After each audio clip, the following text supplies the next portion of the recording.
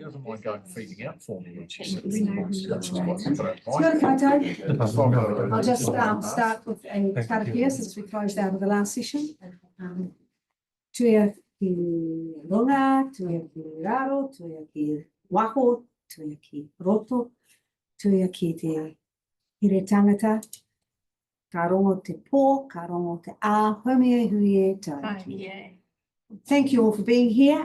Public transport workshop to consider to get ourselves a bit more educated around the principles of public transport planning as we lead into our putting our regional public transport plan together. So there's two papers to consider. The first is really a lesson in public transport networking. Lorraine will tell me off if I'm wrong, and how each part interacts with others and the principles of public transport design.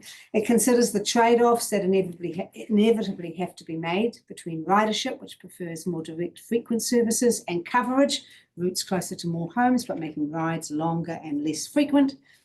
And each approach, of course, has impacts on people who heavily rely on PT, disabled people, and there's also different needs for urban and rural communities.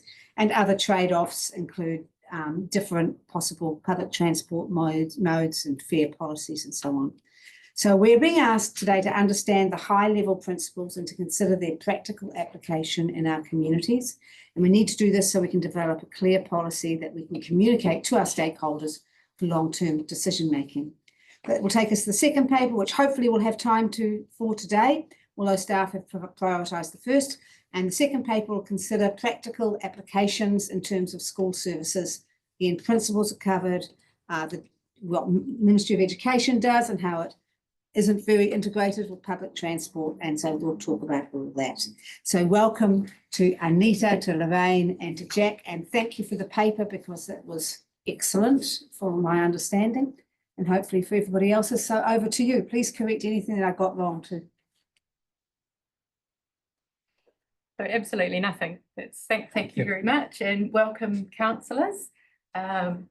Welcome, I can't really see who's online, but we've been advised that we'll be attended by some of the people that are working with us on this regional public transport review, the likes of our territorial authorities, the New Zealand Transport Agency, and other stakeholders in the process that we're embarking on. We had the report that went up to the PATC recently on the scope of the review, and this is intended to be a quick follow-on from that to get us into some of the thinking around the development of the RPTP so that we can explain a little bit what the task is and what we have to do, and you can give us some really preliminary thinking around what's important for you for the plan to deliver, and we can start then getting into some more detailed drafting of material. I also want to just thank Abby Chamberlain, who is here from DCC. She's one of those TAs that we're working with, to Laura Faulkner, who is in our team here, and she works in the total mobility space in my team, and total mobility is an important part of the overall public transport offering that we have, and it's integral, but we often get kind of distracted in terms of the big modes, buses and ferries in our case, questions about rail, but total mobility services really important. And I'd also like to introduce Daniel Basubis, and Daniel has joined the transport team as a transport planner today. So I can't tell you much about Daniel, but Daniel, you might like to just give a little introduction and let these people know who might be seeing more of your face around in the future. Kia ora, my name's Daniel.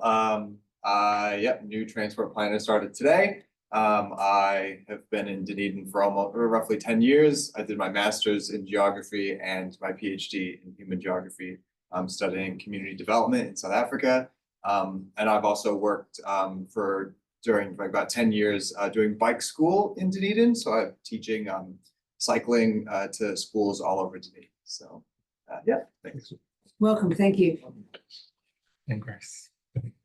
Oh, and online we have Grace, who is currently in the transport team in our Queenstown office.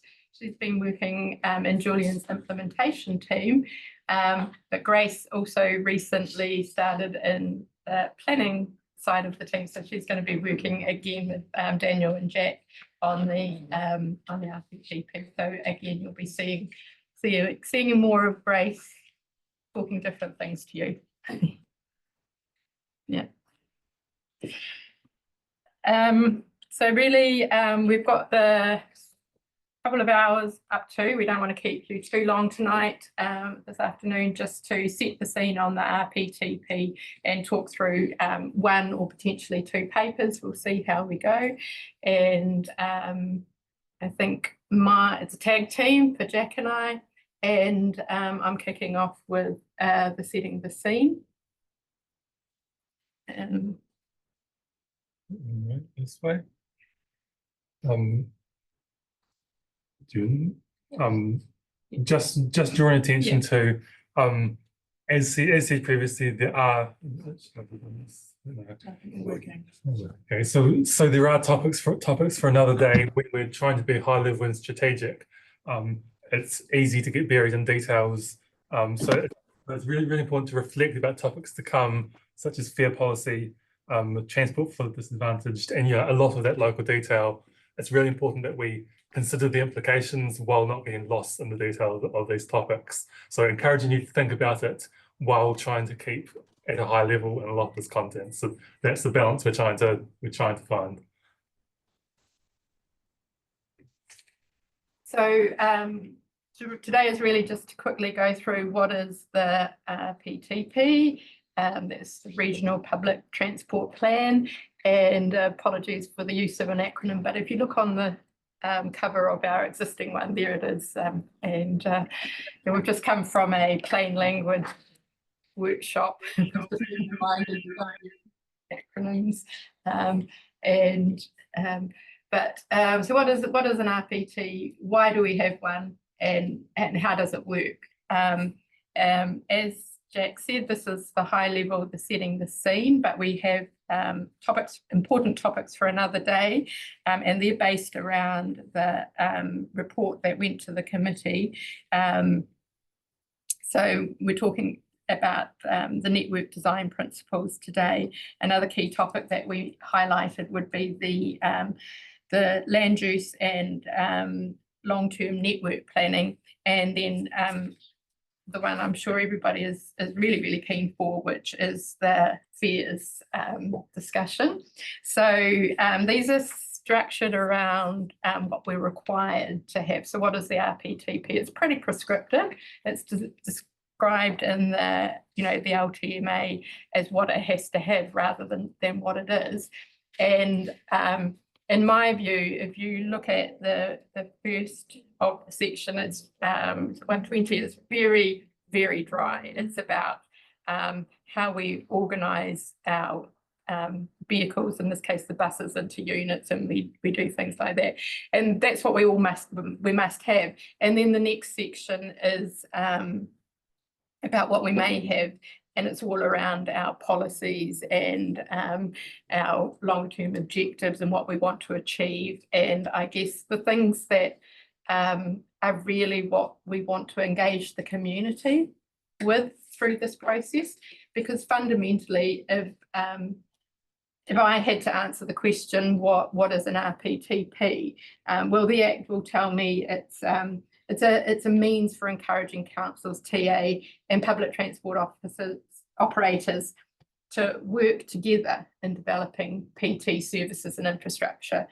They will say, as we've mentioned today, it's an instrument for engaging with the public on the design and operation of the PT network, and that design and operation is really that first part of what we have to include. But to me, the RPTP it's around our social contract with the community around what services we provide and how we provide them, the price point at which we provide them. And so it's around setting the policies, and these are, as we go through the network design principles, very political decisions, and the RPTP is your plan, and we will give you our best advice. But right from the very start, when you see network design principles, what the right thing to do comes down to what is the outcome that, politically is your decision. What do we want to achieve? And although we have separated the topics out and we've started with network principles, there's a lot of the concepts don't fall into nice neat packages for different workshops. So this is, as I said again, really scene setting. Happy to take any questions all the way through. I know we will start to drift into some of those other topics, but then just be reminded we'll come back to some of these principles again when we're in the other topic workshops. Why do we have one? We have one because we must have one if we're going to contract any public transport services, right down to even if we only did sorry, I'm pointing at Laura, the total mobility, i.e. in a small vehicle sort of thing like that. So as soon as we want to operate either by contract or even ourselves now, we have to adopt a regional public transport plan. And I believe we certainly do want to do that. And then just sort of how does it work? It comes back to that social contract about the PT services with the community. And so we prepare it, we understand what council wants to deliver, we're mindful of the funding package that we've got. We're not totally mindful of that because next week or the week after we will actually get the NLTP, and so we'll actually see how much of our whole program that we've sort of worked on for the LTP is now going to be co-funded or not, but that's fine for the process. We'll be able to work that in. So it's saying, at what cost, what services, and where, I guess, do those costs fall to the community. But we interpret, I guess, the principles underpinning the regulation of PT in a way that they're real for people who want to know what they can do when they step out of their door, if they don't have access to their own transport, if they want to reduce their environmental impact, or if they aren't able to drive or get themselves around. So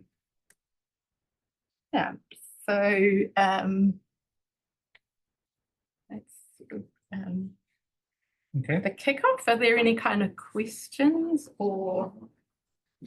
Could you just remind me, or possibly us, how this sits with the Regional Land Transport Plan, the LTP, which of course we have seen lately? Yes, I can. And in fact, you've just reminded me of what I forgot to say. Because the reason,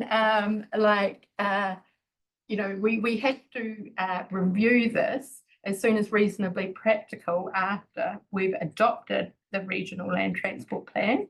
And the Regional Land Transport Plan, which we did just adopt a month ago, that is that statement of our funding for the activities that we propose to deliver. So we've had that kind of conversation with the community already. So we want to spend this much money, we want to invest here, here and here. And then this sets out policies, key actions, priorities if necessary, with the funding envelope gets a bit constrained. As I said, when some of our new activities are not yet, we haven't had an indication on the funding for some of our new activities. So the relationship is the regional land transport plan is regional, but the component within the regional land transport plan, which is our future funding, is our investment proposal. And then the regional public transport plan supports that by, describing the services and describing, and also, if you like, agreeing, you come back to that contract of what the outcomes the community wants. And as I said, we've kind of had that preparedness to pay decision, but it's not complete until we understand the co-funding. That's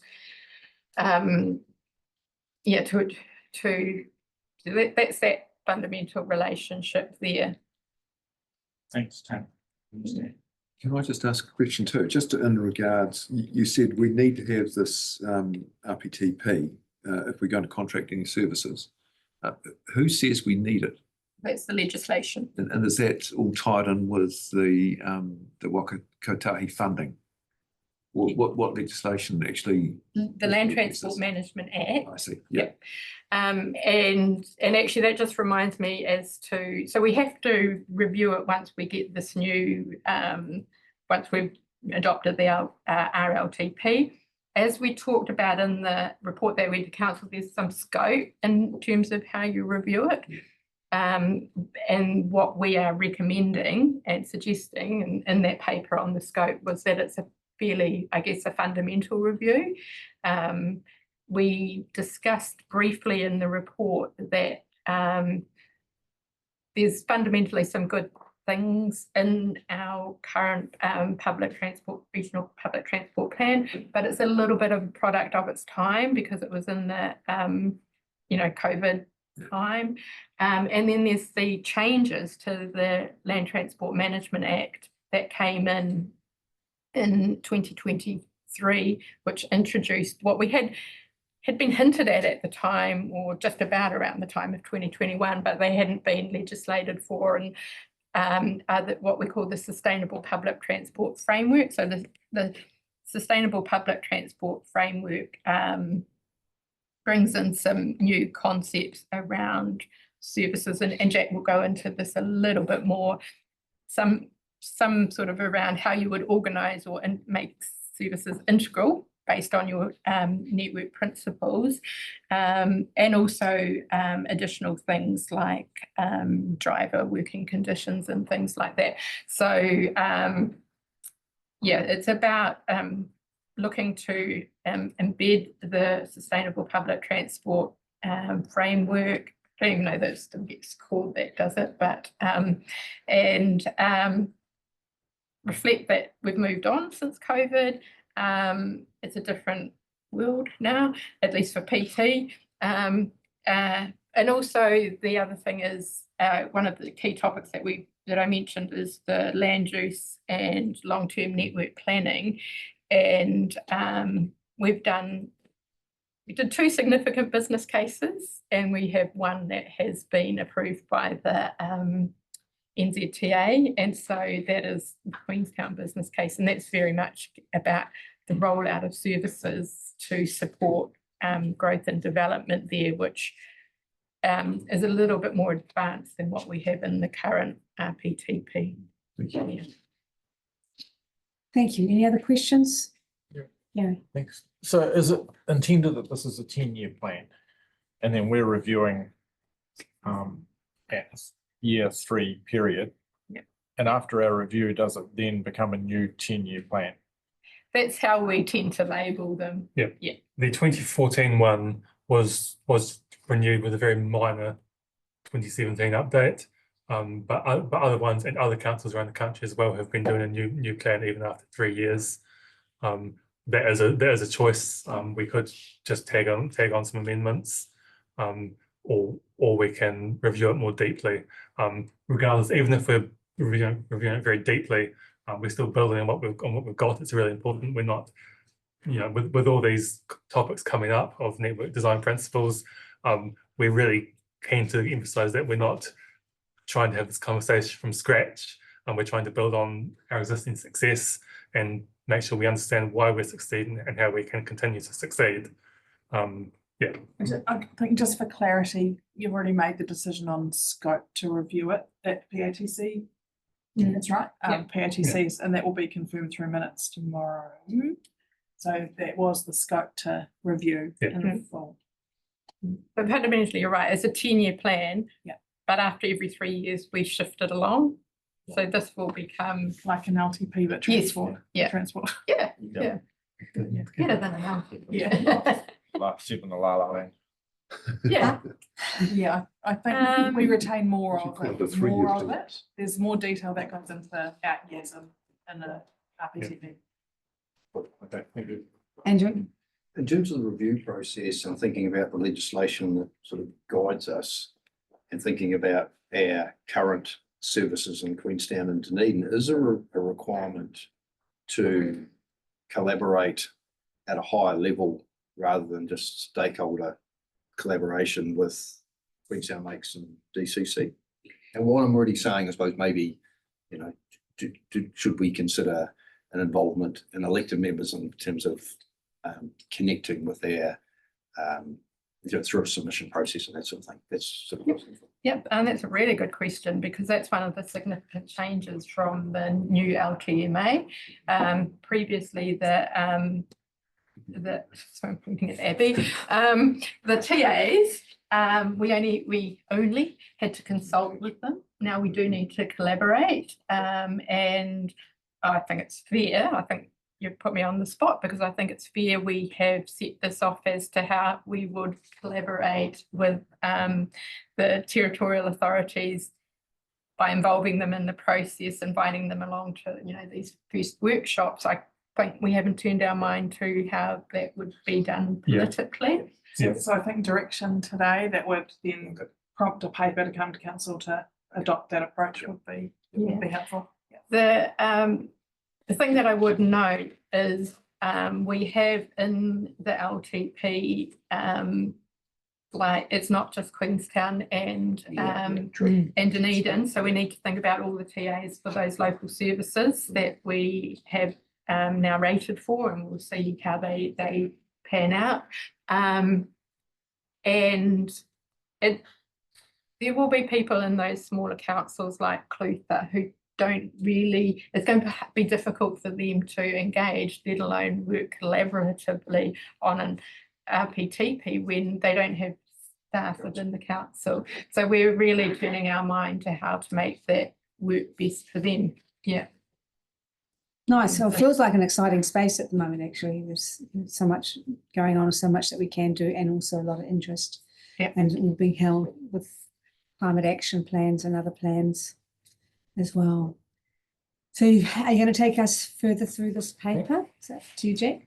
So we'll do it a little more sensing. I made up this slide, which is pretty horrific.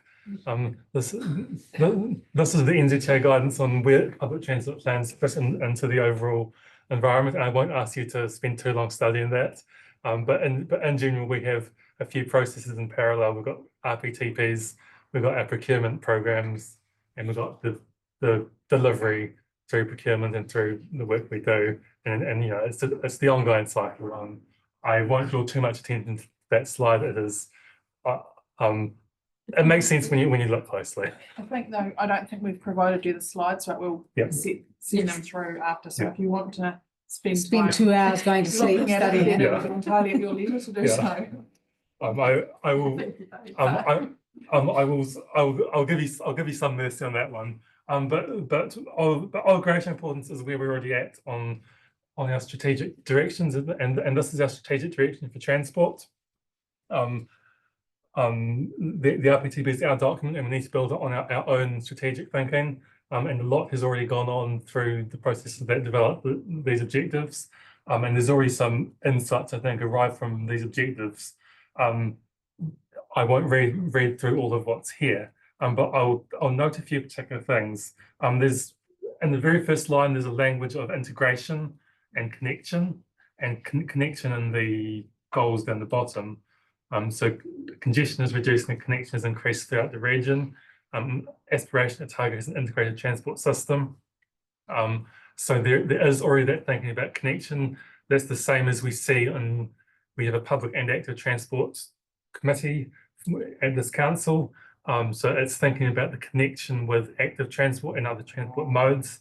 And council has also given direction to develop a regional connectivity strategy. So just speaking about language here, we're talking about integration and connectivity as very fundamental concepts and what we do here. So now we're going to look at the existing strategic front end. So today's not a day, and this is one of the times I'll say this, today's not a day for going through all the details of the vision and objectives, because we want to see a bit of a baseline before we do this. But this is the current strategic structure of what we have in the existing plan. So we have a vision on the left, in the middle we have 4 priorities, and on the right we have 5 objectives. And the 5 objectives form the chapter structure of the RPTP. So under each heading you have a bunch of content. Much of the core of the plan comes in under those 5 chapters. And what we find here, and these are initial observations. The current structure, there is a separation between key priorities and objectives, which is potentially quite confusing, because when you read the content in there's some stuff that's in the priorities that's not in the objectives. There's some stuff that's in the objectives that may be not in the priorities, depending how you think about it. And to the reader, so I would suggest that it does make sense why it was done this way and how it came out this way, because a priority is not the same as an objective. However, it is nonetheless to the reader quite confusing. And in other RPTPs we've reviewed, there is not this structure of the strategic objectives being separated from priorities. They just have the objectives. So one of the areas of thinking is simplifying this front end, and exactly how we do that and how the objectives look. I invite you to think about, and for future workshops, we're already thinking about that. The other thing I'll point out, and I'll come back to the point about integration and connection, is that if you look at the vision, there's one word there that's a bit different, and that's the focus on innovation. And I'm going to be a little bit challenge some thinking. Firstly, that word innovation is not in the strategic direction.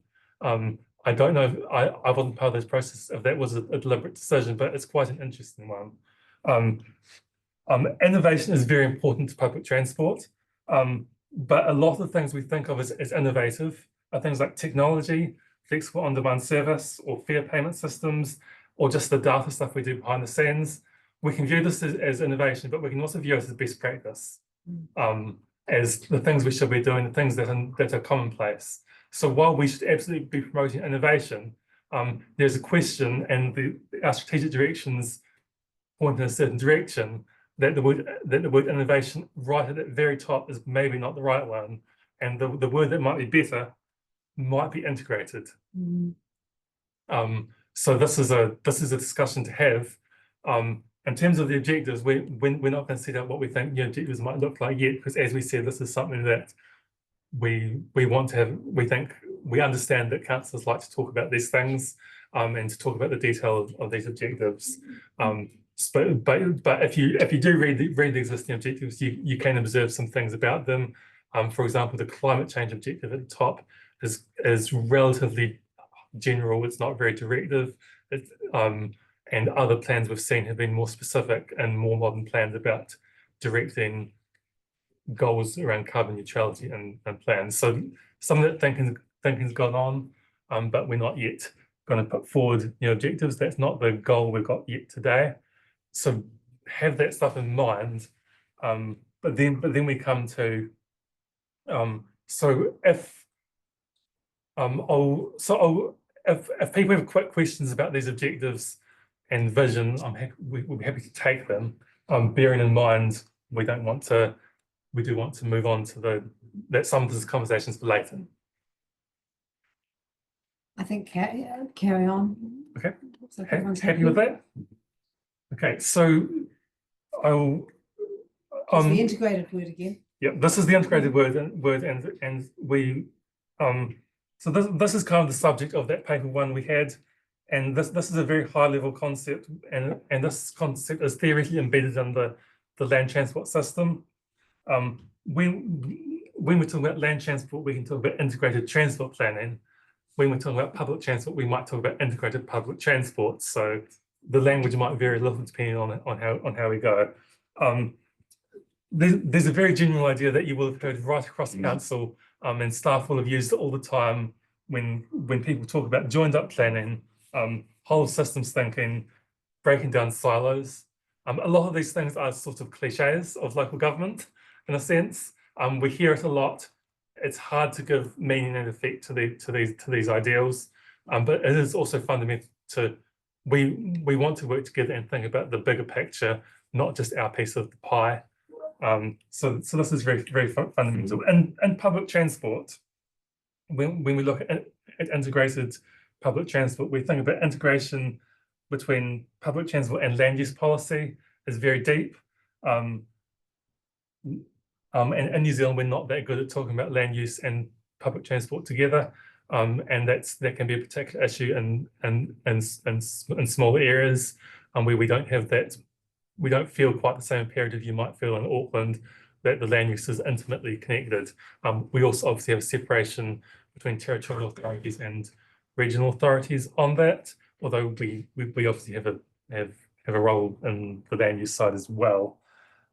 Secondly, infrastructure and service. Again, this is where we have a division in responsibilities between the Public Transport Authority and the Road Controlling Authority. The ORC delivers services, and the infrastructure is ultimately delivered through the territorial authority. The funding arrangements vary between Dunedin and Queenstown, which is just how things have emerged over the years. But nonetheless, those separations can mean we're better at talking about one thing rather than the other, or vice versa. And sometimes the conversations can involve talking past each other if we're not thinking about the whole of the system. And that comes into the whole organisational roles. So there's a lot of politics around the roles of organisations, of territorial authorities and public transport authorities. And now's not the time to delve into all the details of that politics. But we will always have boundaries between organisations. We could change the way we ran public transport in a lot of ways. In some way, there's still going to be a boundary, unless you centralise it all in central government, in which case you will have disconnection with local communities. So we always have to deal with boundaries and work across boundaries, geographic boundaries or organisational boundaries. This is particularly important when we're talking about a regional network, because Otago doesn't just stop and end an empty space. It goes on to Canterbury, and it goes on to Southland, and neighbours are important, so on and so forth. So finally, network thinking. So one of the key concepts we identify with integrated transport is thinking at a network level. And this is that systems thinking, is thinking that the sum is more than the parts. This is thinking about connections between services and between networks. It's a infrastructure network of roads or bus stops. It's a service network of public transport services of various types. So that slide is sort of the high level of, I think it's a little academic, of integrated public transport. And then we go into being so zooming in on public transport planning in particular, we talk about the network effect. The sum is more than the parts as the view. So this means that when you have multiple public transport services operating in a network, some of the benefits of that network don't belong to one service. They exist because you can connect from one service to another, or you can take a bus into work at 9 AM and take a bus home at 3 PM. So connections between services are really important. Again, there's a focus on connectivity, which I think reflects what I said before. Thinking from a bit of a customer perspective. And this is a phrase that I think challenges some thinking. We talk about public transport best practice as being ready-made, not tailor-made service.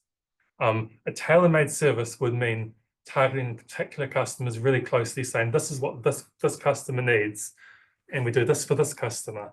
and this is what this customer needs, and we do this for this customer. And you can imagine that doesn't scale up that well. The ready-made concept means we design public transport in a way that is ready and available for people who need it. It's not designed for one person's needs. It's designed so it works for everyone. So that's a pretty fundamental distinction when we look at customer service philosophy, and it's really easy to fall into the tailor-made sort of thinking and hyper-targeting particular customers, which is challenging. And the final point here is mode neutrality, and this is again quite a political point. It's really important for the transport nerds among us. We need to put debates about modes, about trains and buses and ferries in their right place. There are very important technical and community debates about different modes of transport, about trains and their place. However, this comes back to the point, and ferries very much. This comes back to the point earlier about technology and innovation. Technology and innovation, like transport modes, need to be put in the right place. They're serving outcomes for the community, and different modes of transport. The question, we don't start out by saying we want trains. We start out by saying we have these needs. Do trains or buses deliver these needs the best? You know, with all consideration to things we have to consider around cost, around the opportunity cost of, if we spend this much money on a train, we can't spend it elsewhere. So yeah, it's about that focus on the outcomes we want to deliver, and without saying that we don't have to talk about modes eventually, and we don't have those important discussions that lots of people in the community have. There's obviously a lot of community desire for all these things, but yeah. So the other point when we talk about mode neutrality, and this is kind of a theme, sometimes neutrality means defending what we've got and saying, hey, buses actually serve a really valuable role in our community, and buses will always get a bit of stick from people who want something with a smoother ride, but they also serve a very powerful function. Even the largest cities in the world with astonishing mass transit systems, buses are still the backbone of your network. So starting to head towards decision makers and the trade-offs we have to make. Up to now, it's kind of above the theory above that, but when we come to engaging decision makers, there's a very strong line of literature and best practice guidelines. We see this through NZTA, where I copied these pictures from their guidance, which is about the importance of ridership and coverage as two distinct concepts that are in competition with each other, not contradiction, but competition. If you've been through one of these processes before, it's already the best practice to talk about these things. I presume it will have been talked about in some way. This also provokes some reactions, and it can be perceived in different ways. So for this reason, I put a big warning up. This is shaky ground. We can draw the wrong conclusions. If we oversimplify, if we misunderstand, then we can probably do some damage by saying this is how public transport looks, without being very clear on our meaning. So that's just a word of caution going into this. Am I correct in saying we could have both of those, but we're fiscally constrained? Yes. Right? So it's not that they're not Yeah. possible. It's we Yeah. don't have the So- money to so- trade. Yeah. yeah, and we talk about quantify. There are methodologies to quantify the values of a network. You could say a network is 70% ridership value and 30% coverage value, or something like this, which is measurable, subject to assumptions. And we've kind of, because I'm still learning about PT. Yeah. We've kind of got some examples of this already, like in terms of coverage. We've got the Route 1 going out to Palmerston, and in terms of ridership, we've got the Mosgiel high frequency. I can't remember what it's called. That one, the Very much. 77 And and 78. Yeah. So Mosgiel Yeah. Express. Can I just make a point just before we move on, because I know we laboured it in the last PATC around the bus audit, that there were NZTA guidelines that were used, but they weren't specifications and non-compliance wasn't an issue. Just in relation to an RPTP, we must take account of the NZTA guidelines for developing an RPTP that Jack showed you, that really lovely diagram. And the rest of the document, I can assure you, is pretty much the same. But we must, and they need to be satisfied that we do take their guidance on the RPTP into account. That's in the LTMA, so it's a bit different. So yeah. So when we look at this image, this is idealized, and real cities don't look like this. But you can see the ridership one. We've got an urban area with lots of people living densely along two main roads, and then low density around the other roads. And because that main road is very dense, a ridership focused service concentrates service in the area it will be used the most, whereas a coverage approach tries to get as many buses to as many corners of the city as you can within the funding you've got. So in that city, because there's such a very high distinction between the dense corridors and the low density rest of it, the optimizing ridership means just putting service in the main roads. Now our cities don't look like that. This is So Jack, is this the tension between putting a bus stop within 400 meters of everybody's home, Yep. and that people can walk up to a kilometre or 2 kilometres Yeah. to get into And also, it? like, those cities are probably dead flat, and all the uses, or most of the uses where people want to go, are also along the AB axis.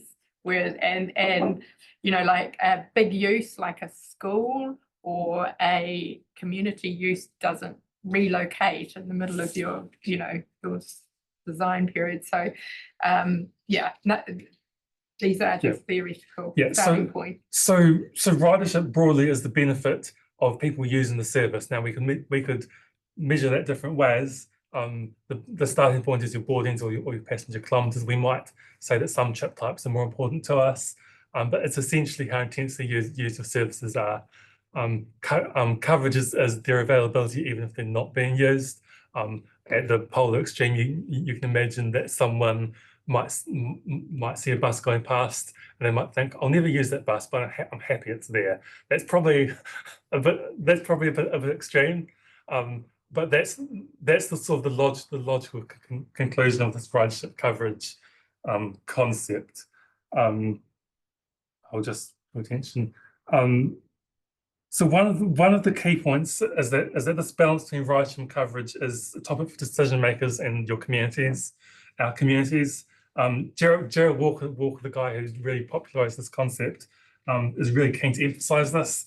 He and saying no one is saying this side is good, this side is bad. It's about getting the balance.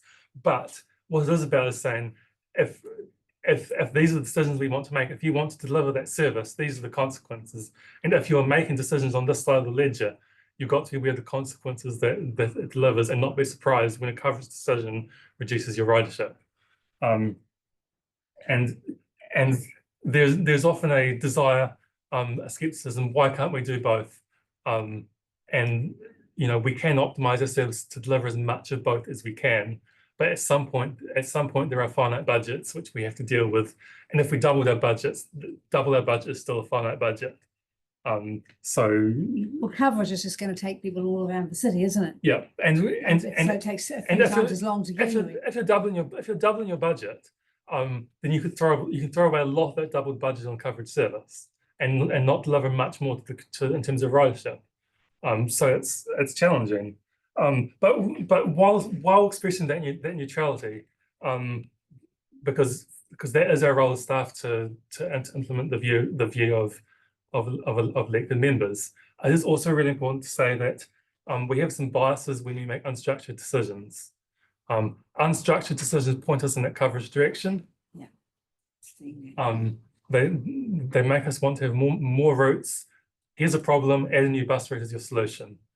So from that perspective, staff can't be entirely neutral, and staff have to articulate the benefits of the ridership side of this ledger.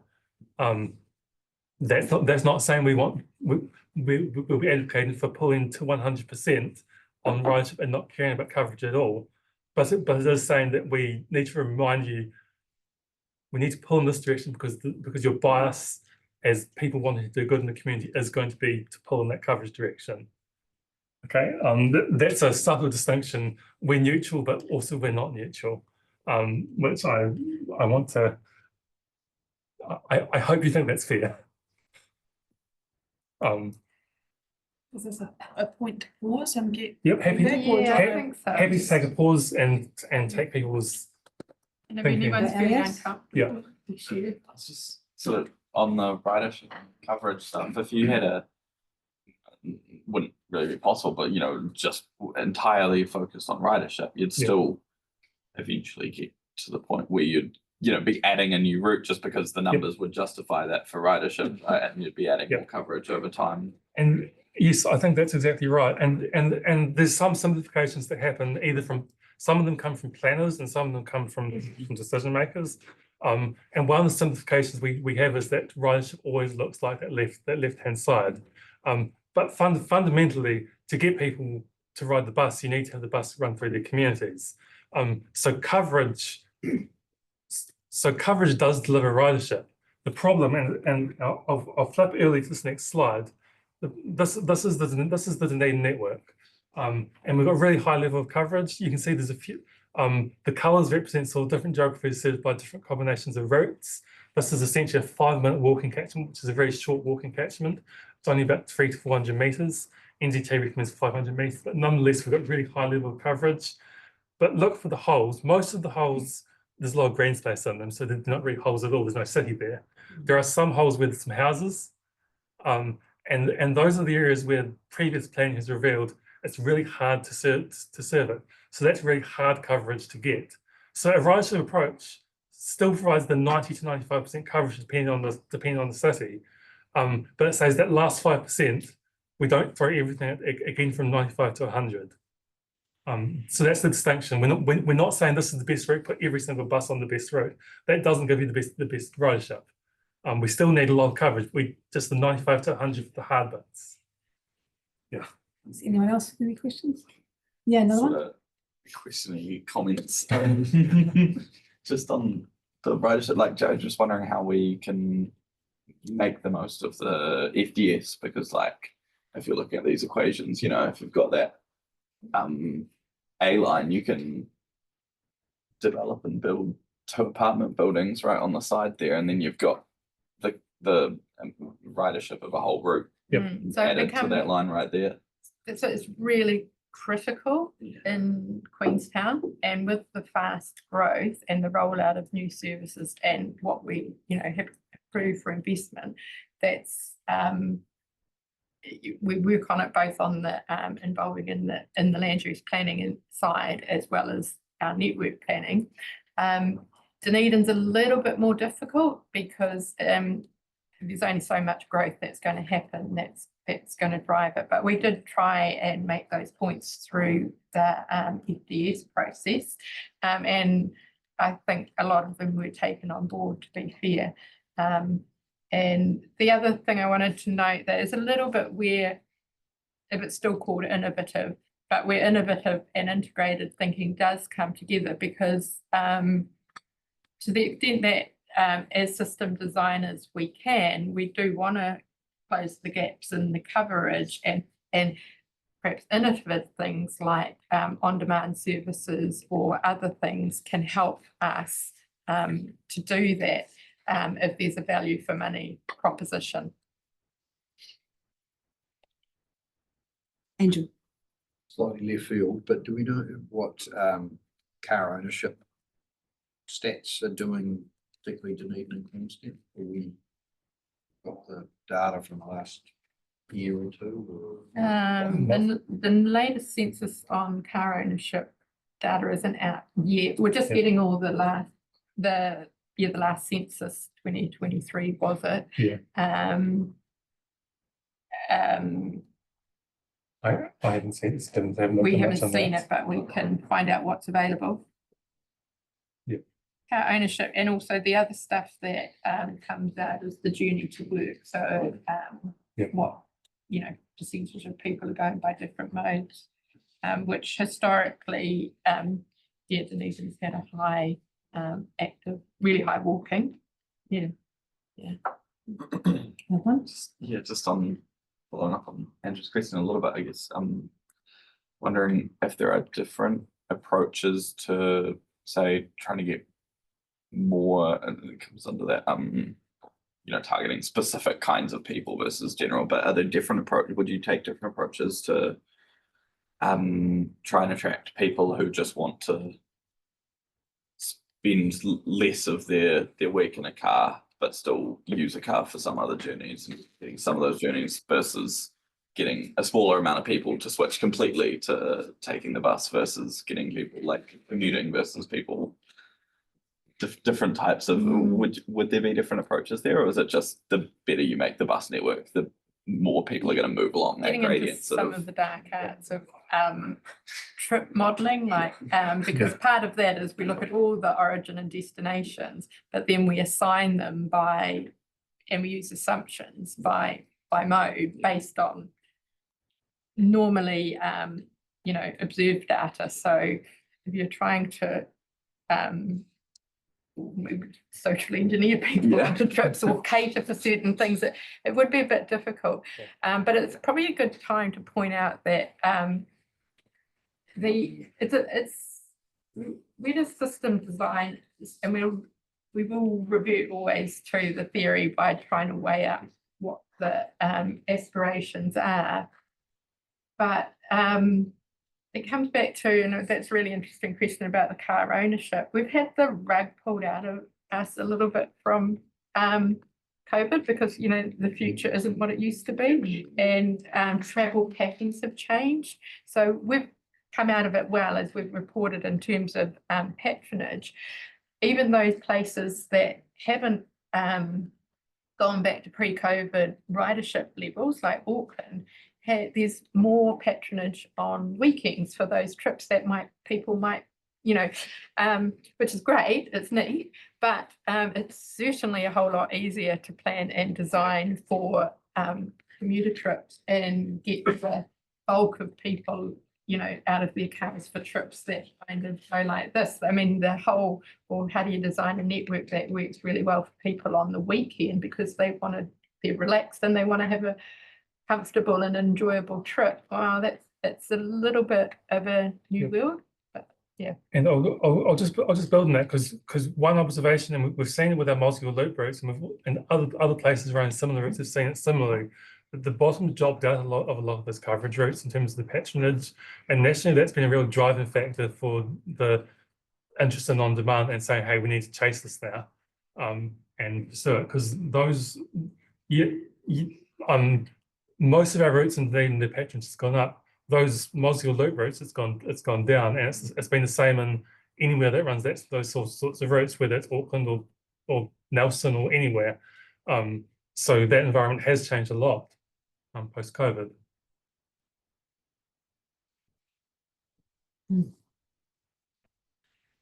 Okay. So just going to get into some details of a few of our centres. Starting with Dunedin. So just thinking about our existing service in terms of coverage and patronage. So Dunedin underwent a pretty strong redesign, which was completed around 2017, and there were a lot of coverage elements of a network which were removed. A lot of these were variations in services, so they got closer to communities for a few trips a day. I'll call them weak coverage elements. But a lot of coverage elements still remain. We still have those multiple loops. We still have some slightly circuitous version in places. You see on the bottom left, the big loop on the St. Clair Park route, the blue loop is quite circuitous.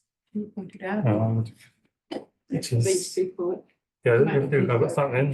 It's just not pointing in the right direction. That's right. Yeah. Yeah. So there's quite a lot of circuitous routings.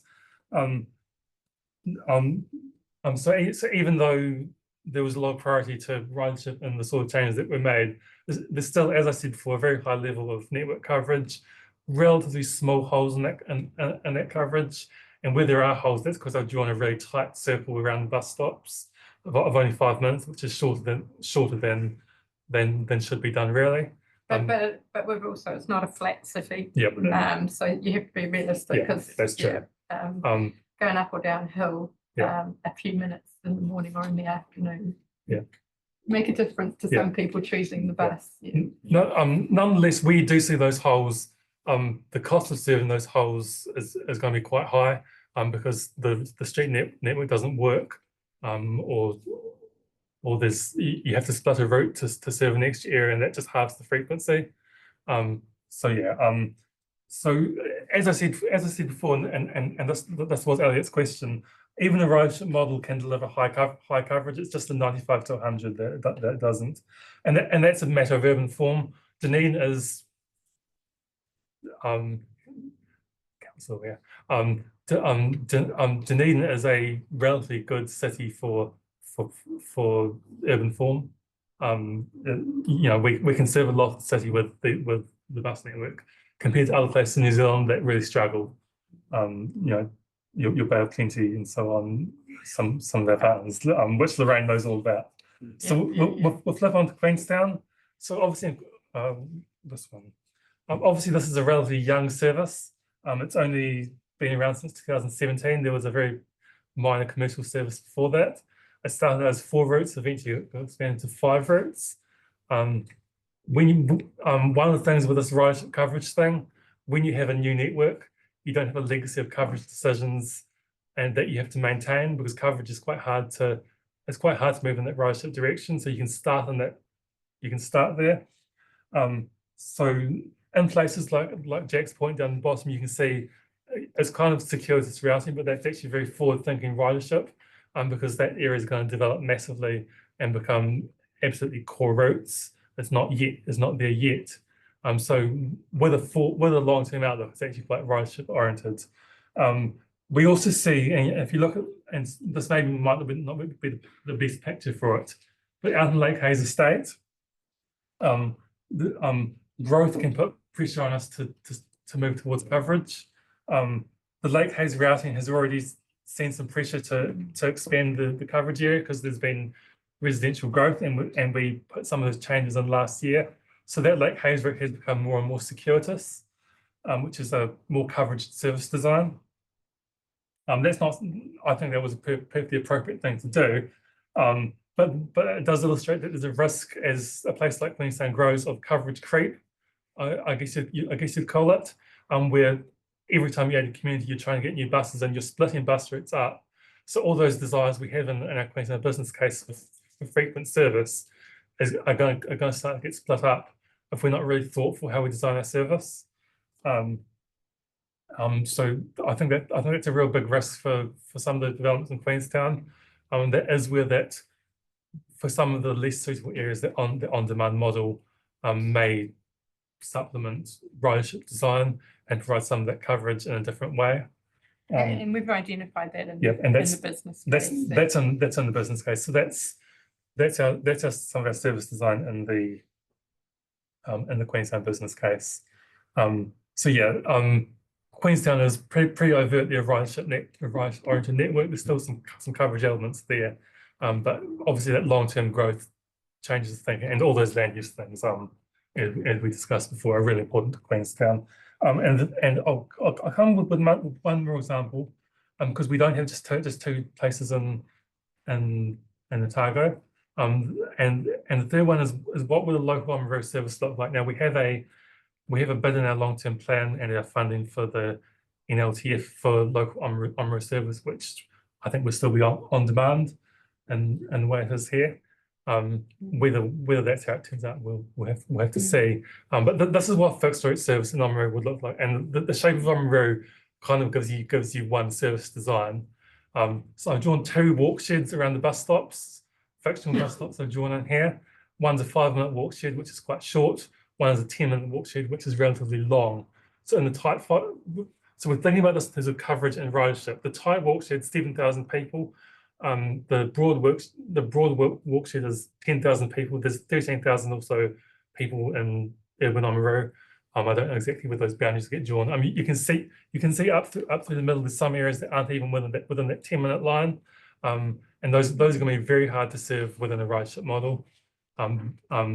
once you start dividing these services, this is a really strong service. This, in terms of the population it serves and length of the service, this is actually pretty competitive with Lower Dunedin services.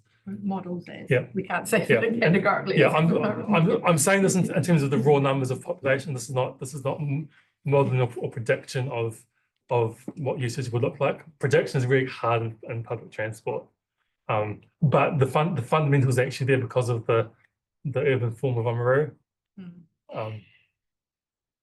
And the 10-minute walk shed, although we've made the point that the 5-minute is small, 10-minute walks better for high frequency or rapid. People will walk 10 minutes if they're getting a rapid frequent service.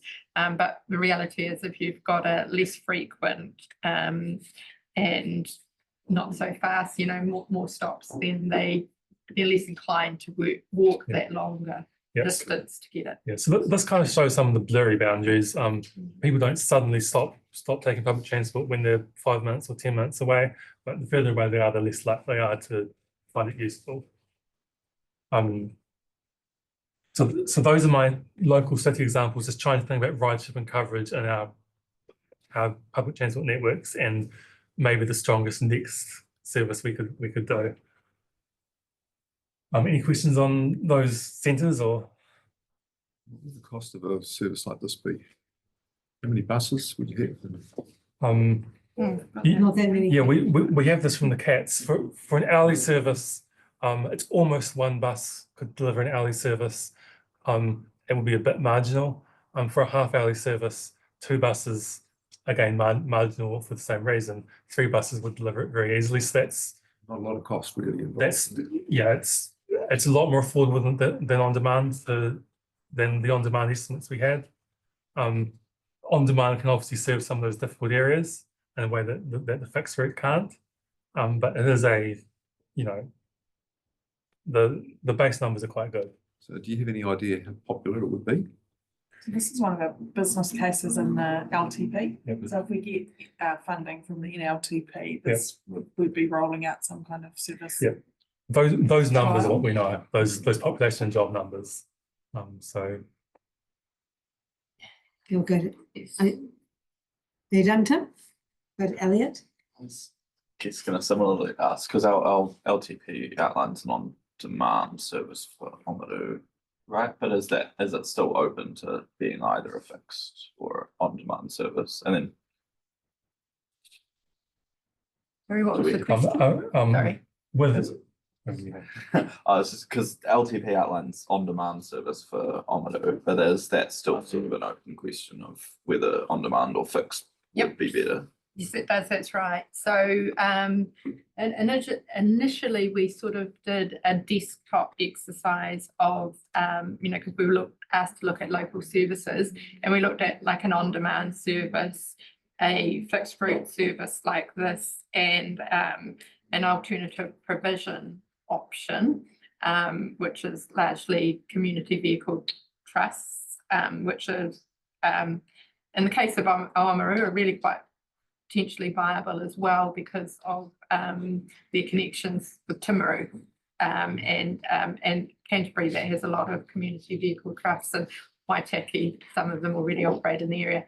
But in consultation, after talking to Waitaki, we were asked to include in the proposal the on-demand service, which again relates to the actual Timaru My Way service. We agreed to it, and that's what went in the LTP. It's an improvement, or it's actually a low cost, low risk. So that is what we rate. When we consulted, we said all of these proposals are subject to co-funding, and we're waiting till the NLTP next week or the week after to find out if we get co-funding, because the on-demand is considerably more expensive. This fixed route, off the top of my head, it was fairly reasonable, and I guess we'll review obviously what funding we get through the NLTP. We'll come back to you with, okay, it is or it isn't available, and then there may be other options to consider in this community or those other communities. I noticed in your papers, you were talking about school buses and how they get integrated and that sort of thing. So when you look at that, you know where Waitaki Boys is, way out the north end there. Lots of kids biking all the time out there. I mean, I would imagine that a bus service. Do they have any school buses? And Yes, they do at the moment. they have school buses that follow a similar arc. Well, not, you know, obviously a bit more direct through Oamaru. And that comes to some of the ministry issues, because if we were to put the service on, we might undermine some of the ministry services, and that's some of the perverse incentives of the whole school bus environment, which that other paper is talking about.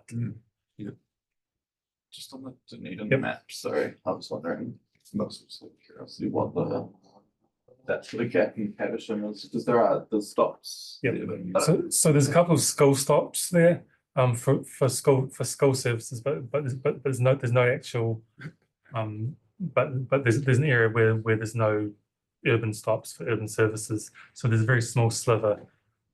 Where am I looking? Black, this colour. Oh, no, that's black coloured, sorry. Gotcha. Okay, cool. Yeah, so that's just. No, I Ran out of I ran out colours. of colours. So yes, we have services through there. Sorry, I thought you were looking at the bottom around Forbury Park, but that's a pretty thin sliver, I think. Okay, that's fine.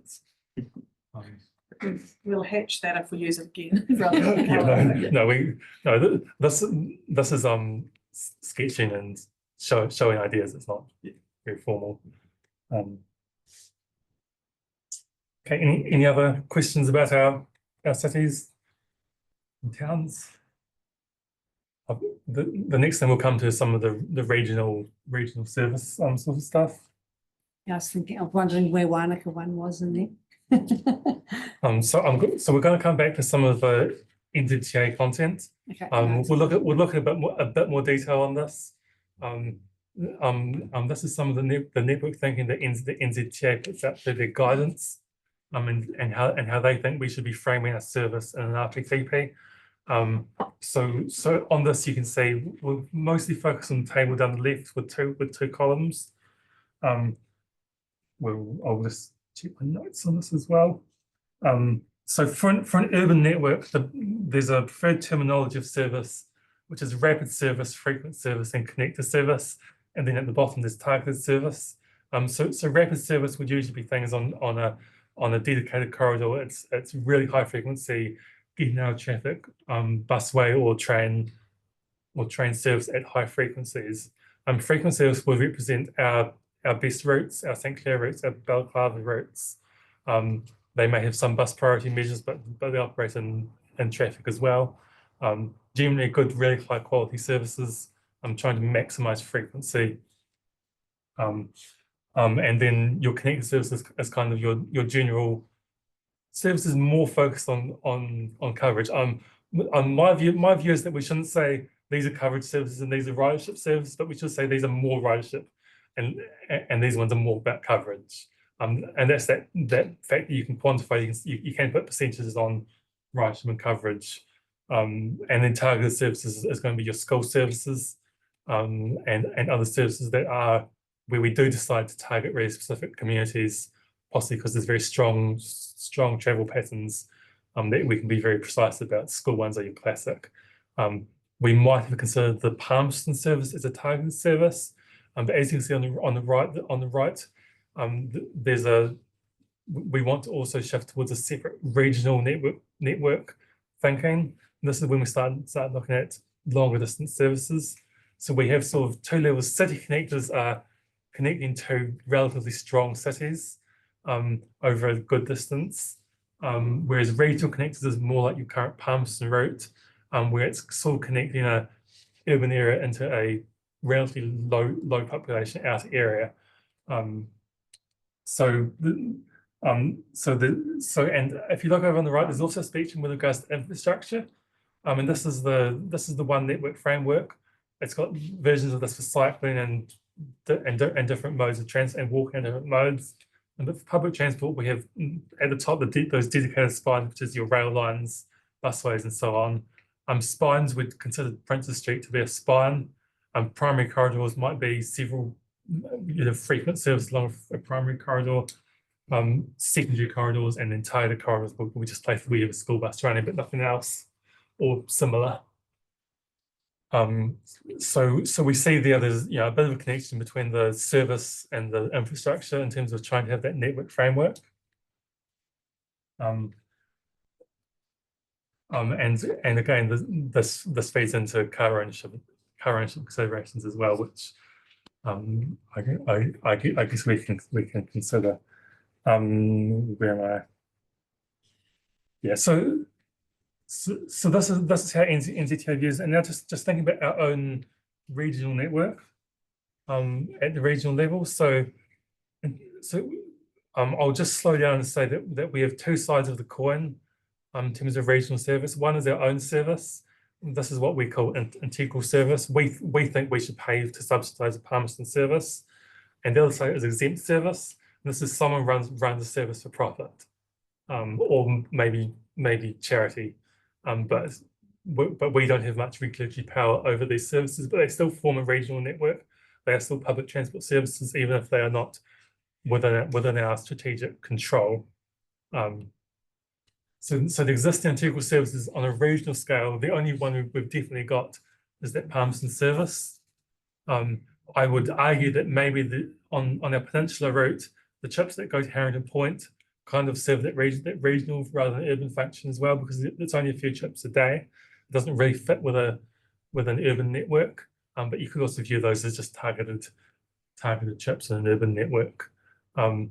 So exempt services, the notable exempt services we have, there's always a bunch of little things.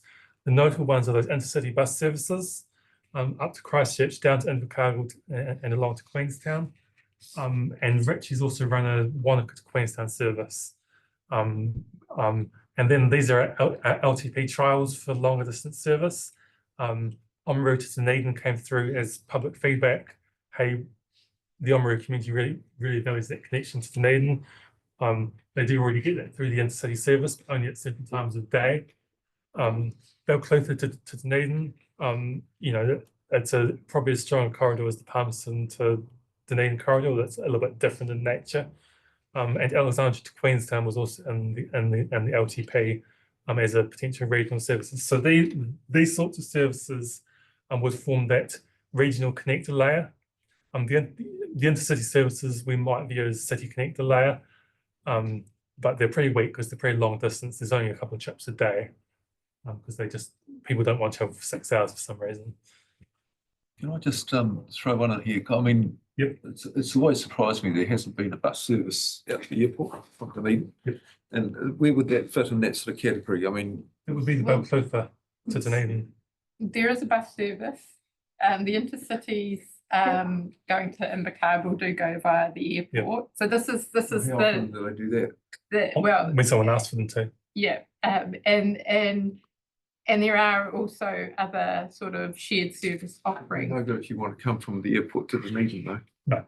I know, yeah, it comes the other way as well. Yeah. And the Queenstown one calls in there too, if on demand. Yeah. It's a book service. But I think that's a really good point, because these are the things that we need to think about when we design new services, and that Balclutha to Dunedin, as per the LTP, was via the airport as well. You'd annihilate the taxi service if you did that. I mean, it costs $100 to get out there. It's just ridiculous. But yeah, but then I can go on a shared shuttle for $25, and then it becomes, well, does the community pick up that cost, and then at what cost? Because if it's $2, I'll take the bus, sure.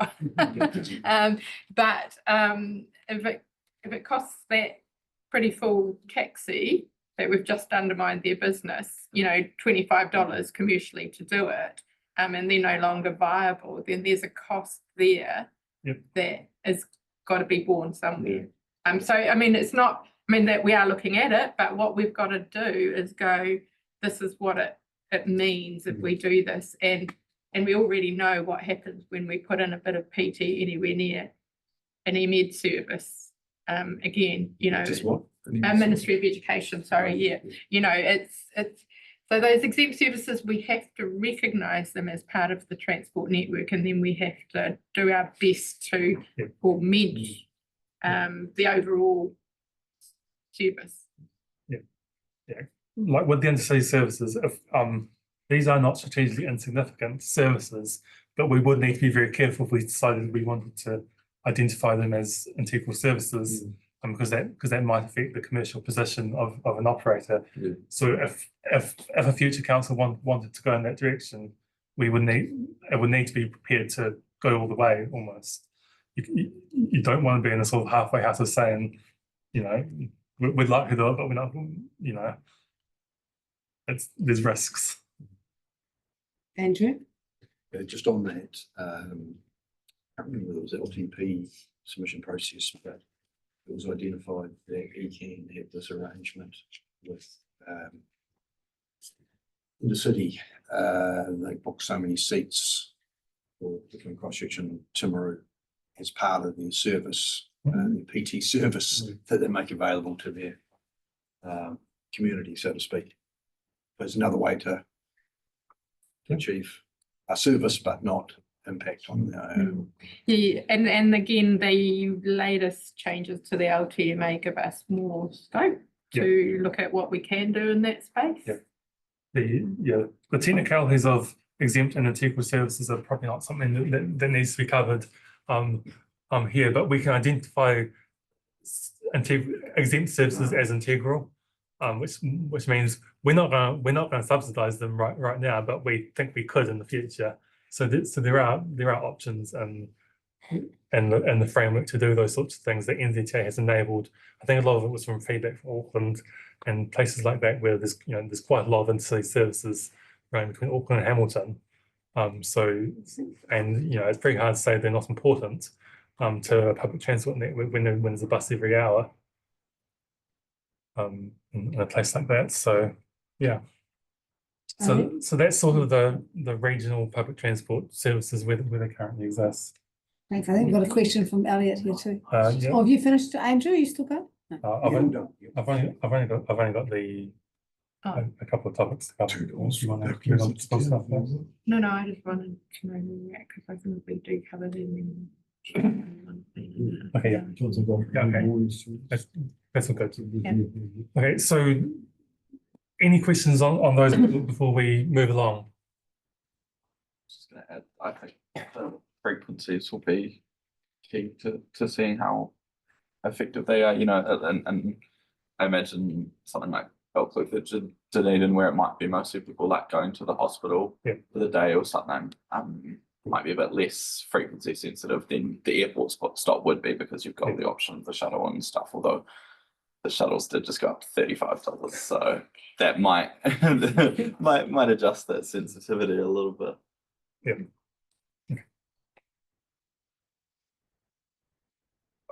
Great. There we go. I found this really interesting, transport for the disadvantaged, because actually that's that thing that fits around the if you're having a ridership model, this bit provides the coverage, doesn't it? To fits around that. Yeah. So there is a mandate in the Act for us to consider the needs of the transport disadvantaged. Part of that also involves defining what the transport disadvantage means. In general, we consider that it may include young or old people, disabled people, people with low incomes, and other marginalised populations. One thing we might consider is geographic isolation, but we need to be really careful about land use implications if we're trying to accessibly meet the needs of people who are very geographically isolated. So, you know, we need to think carefully about those things. There are also some communities that, such as based on Marae or Papakainga, who might be geographically isolated, and we also have to think about how do we service them potentially with our public transport network. Yep, good point. So when we talk about this ridership and coverage model, the coverage side of it is a bit more socially oriented, whereas the ridership is probably a bit more economically oriented.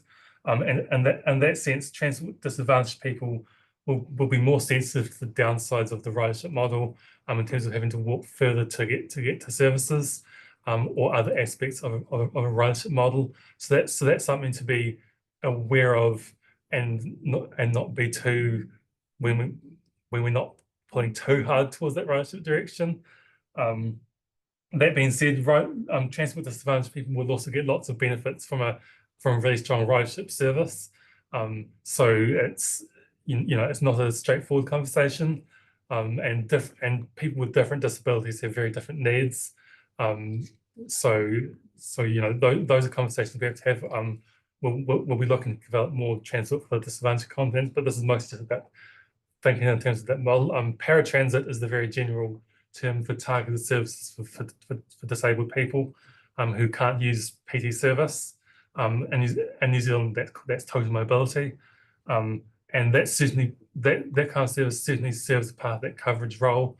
Some of the framing might be if we set a coverage standard of 500 meters as our standard walking distance to public transport, that might set quite a good framework to be more specific on total mobility eligibility, of saying, hey, if you can't access total mobility within, public transport services, even within that sort of 500 meter walking distance, then your disability may be so great that we can't reasonably serve you with a ridership oriented public transport service. And that's then where it becomes cost effective to serve those people another way through total mobility.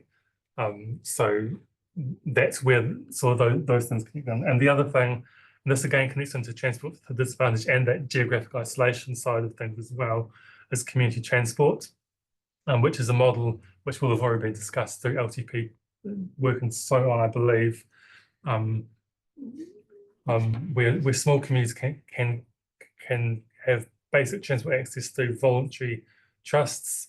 Volunteers can only deliver so much, so it's pretty small scale stuff generally, but it does deliver base level service, particularly for transport disadvantaged groups. This is particularly done in Tasman, Canterbury and Waikato. Quite a lot of it's longer distance travel to access medical services and the like. So this can be low cost, potentially quite cost effective in terms of, because it's been delivered by volunteers. We don't yet have a community transport program in Otago, but we're very cognizant that it's well thought of in Canterbury and Waikato's small communities. We haven't looked at Tasman so much. I think it's a pretty small program there. So developing a community transport program is also a way of delivering some of that, like the base of that coverage side of the ledger, to the wider regional transport network. Was there anything you wanted to point out about community transport? No, just to put that on the agenda, I suppose. And this is the end of this section, isn't it? Yeah, so really what I was kind of speaking under my breath for was just to get a measure of, do you want to continue on to the next one, or do you want to? Yeah, we have about the other next paper rather. We have 35 minutes. So my question is, what do you need from these guys in terms of that first paper? And do you have it? Because I don't know if there's been much discussion. So that's why we move on. The main goal for us right now is to put information in front of you and to answer questions. So if there's any questions people want to ask about the whole paper, or comments people want to make about the implications, we welcome them. We've got about 35 minutes. If we wanted to look at paper 2, it would be probably relatively rushed, but there could be time for a discussion if people wanted to have it. So your views on how you want to proceed. You go, Alexa, first. I was just thinking that if everyone's okay with where we're at and feeling reasonably clear about where we're going to be going, so feeling a bit educated on it, we could at least make a good start on the school one, because I didn't think it was so intense as this one. No. What do you think, Richard? Oh yeah, no, that sounds good. I was just double checking as well that the point of today is just to get us up to speed and educated, and then the place for giving feedback then is the paper on. That was my understanding. Yeah. And I guess we wanted to flash quite a bit in front of you to give you some sort of, pretty much as Jack said, some sort of high level sort of overview of like the things that we're feeding in and the things that will become probably the points of tension. Yeah.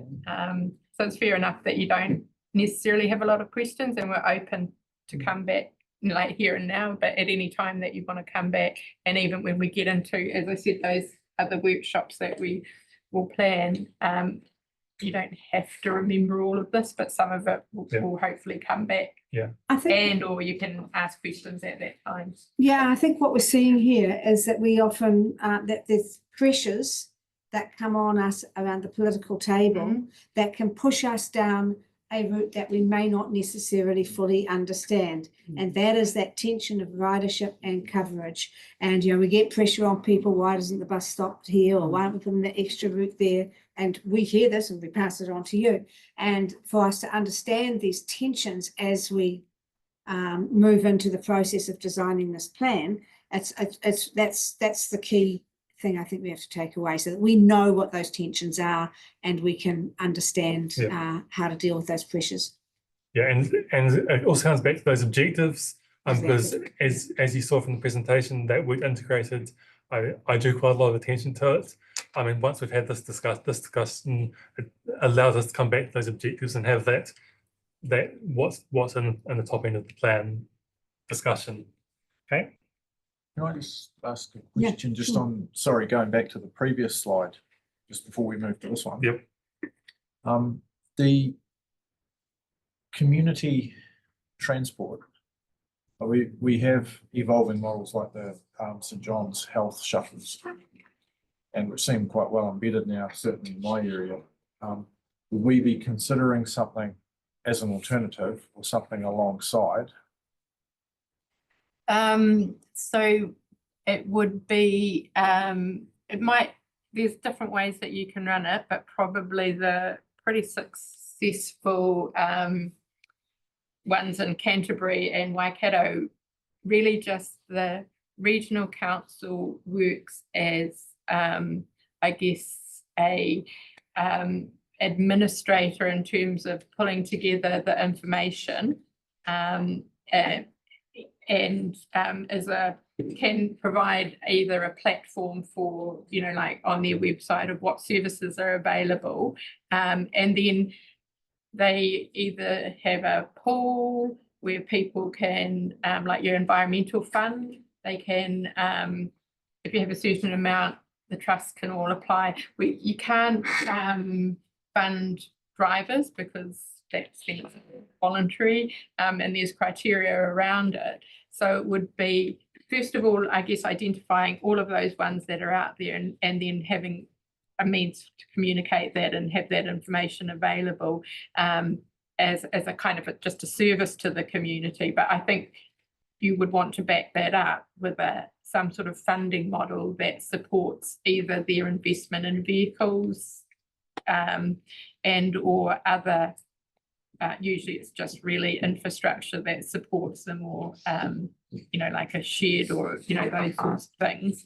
And then you might help them with becoming trusts and incorporated, so that new ones can operate, or ones that have gone on for a long time and the volunteers have aged with them and they're starting in some communities to lose their volunteers. You can support them with some of the, as I said, the administrative and the administration functions, and then the volunteers can just do the volunteering and provide the services.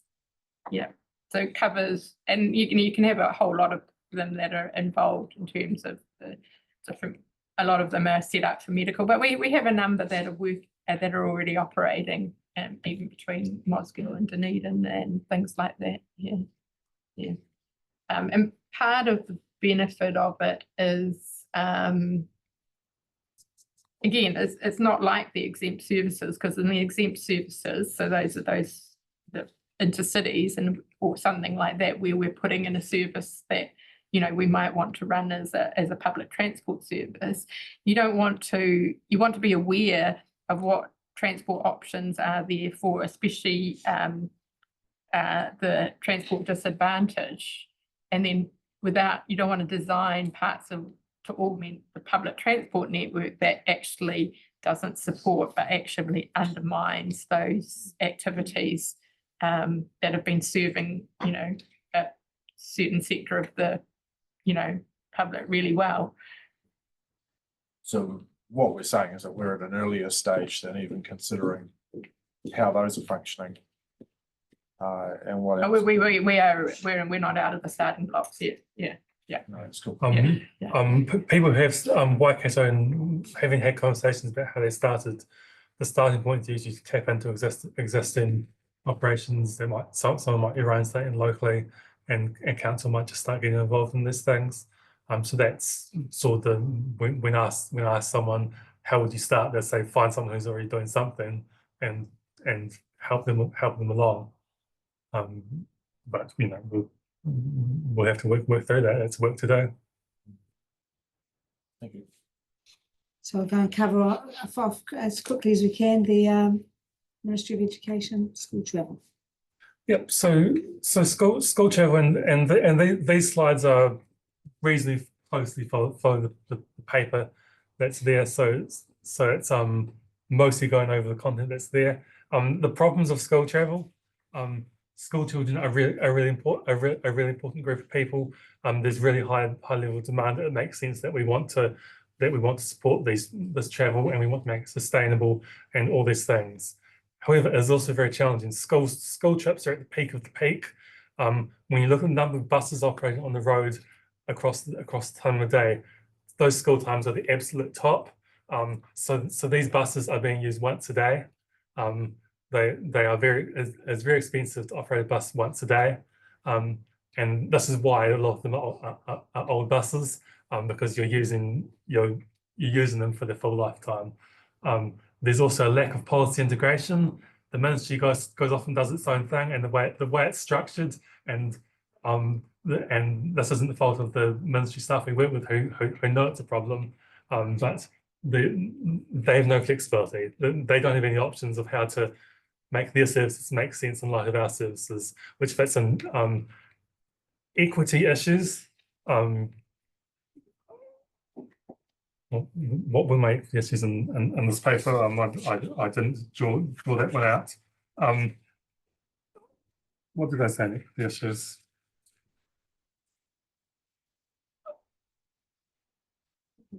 Yeah. I don't know what I mean by that one, but there clearly will be some equity issues with regards to different transport needs and transport disadvantaged people is the main. That'll be the main one. Places with a lot of deprivation may have specific transport needs. And the example of Gisborne I put in the paper is a really good example of that. Fairness issues. This is always a big community sensitivity. If school children are being taken across town to get to a distant school, that can undermine the closest school that might be perceived as less prestigious, and that might create a bit of a cycle of dysfunction for those schools that everyone going past, except the people who can't go past them because they don't have any other options. And safety and behaviour issues.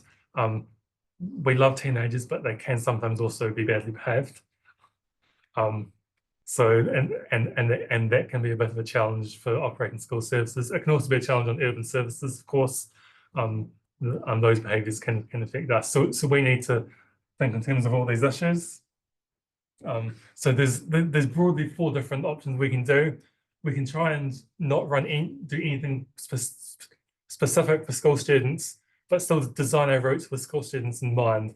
So I've got an example of our Route 8 in South Dunedin there. This was shifted in 2017 to run down McAndrew Road instead of Hillside Road, because that's where the high schools are. So it's an all-day service. It's not especially for students, but we do design it with school students in mind. So we could put some variations on. This happened in 2019. It was identified there were some problems with the Peninsula route. And after a bit of to and fro, it was decided to run the school trips via Musselburgh Rise for the safety of students.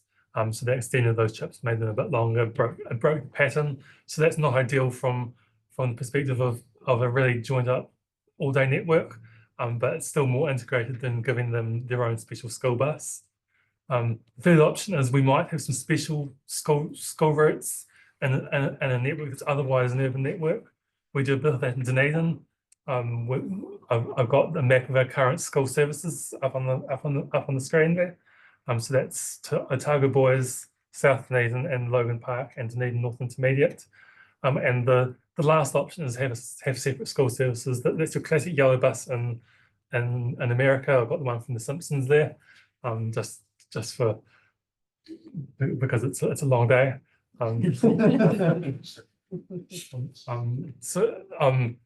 Those American school buses are really iconic. They're also really expensive because they spend their whole life serving school students, even when they're new. And when they're serving school students, most of them are being used once a day. So it's not very cost effective, but it is a pretty big program. So those ministry services would sort of form a separate network. So they would fall under that last category. So this is the specific problem with the Ministry of Education. So this is a very historic institution with historic reasoning, dating back to 100 years ago or more. It's the historic rationale is we don't want to build schools in every little community because it's really expensive, and we want to avoid, for all those rural communities, we want to minimise truancy. We want to get people turning up at school. So that's the long-standing rationale. It's a very tight policy. It's policed very factually. There's not much consideration of local needs or an integrated transport network. This can create some perverse incentives when we want to improve public services. We see that in our Oamaru example from earlier.